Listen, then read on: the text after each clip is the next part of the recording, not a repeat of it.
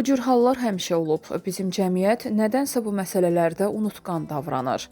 1998-ci ildə də, 2004-cü ildə də oxşar hallar baş verib. Kimsə kiminsə əvəzinə imtahana girirdi. Biz bunu aşkarlayırdıq. Cinayət işləri açılmışdı. Hər dəfə də təşkilatçılar təhsil işçiləri olub. Bunu Trendə müsahibəsində Dövlət İmtahan Mərkəzinin İdarə Heyətinin sədri Məleykə Abbaszadə deyib. Dövlət İmtahan Mərkəzinin sədri bildirib ki, 2004-cü ildə imtahanda 600 baldan yuxarı nəticə göstərən 200 nəfərin nəticəsi ləğv edilib. Həmin hadisədə təşkilatçı universitet müəllimi idi.